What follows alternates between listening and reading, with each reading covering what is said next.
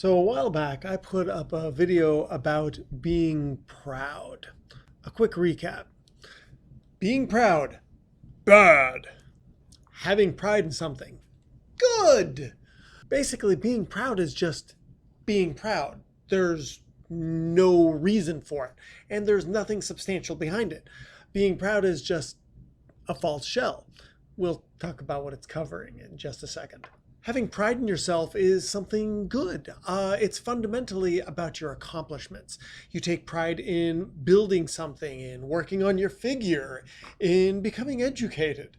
With being proud, there's basically nothing to point to, while in having pride in, there is something. Sadly, America is in a bad state of being proud right now.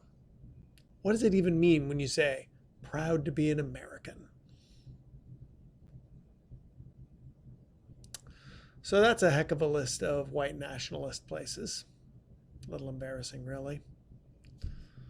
I mean, when you get down to it, what's being done to earn that bit of being proud? I mean, immigrants who work toward nationalization do a whole lot of work for a lot less return. It's an incredibly long and arduous process, and honestly one that they can take pride in accomplishing. But what's the problem in just being proud? It's because it's hiding shame. I've noticed that it's the folks who have something to prove who most often actively espouse their opinions very loudly, and oftentimes around bigotry even. It's funny because my dad, he loves to screw with me about it, but I've watched him over the years. I don't remember him ever actually treating anybody differently when he's face to face with them. In the end, he treats basically everybody equally. Kind of exactly what America's supposed to be all about. But then again, he's very accomplished, and he has pride in those accomplishments, justifiably. But it doesn't make any sense that the genuinely prejudiced people are the ones who are most likely to be least accomplished, and then to stand tall and act proud. So let's talk about overcompensation.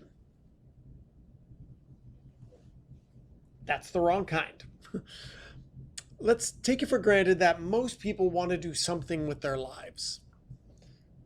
We all only get the same little sliver of time on this planet. For some folks, they might not get a chance to build something, or they have anxiety that doesn't let them break out of a shell, or maybe they just plain aren't liked, which leads to fewer opportunities in the world at large. For whatever reason, they look at their lives and they say, yeah, somebody done fucked this up. The clever amongst you will see the problem with that argument immediately. So they go out to rectify the situation. But because the problem lies with them, no amount of rectification will fix the issue. And then they just remain unrectified.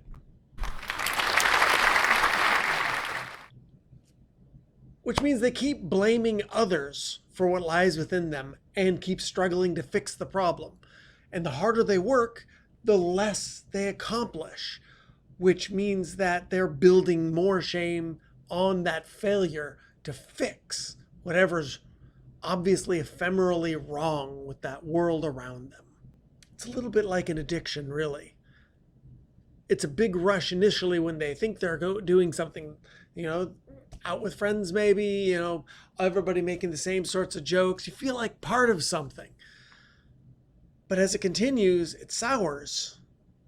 You realize nothing's changing, and then all that's left is rage and anger. If there was just a touch of self-recrimination in there, or maybe just a little bit of introspection, maybe some actual pride might happen.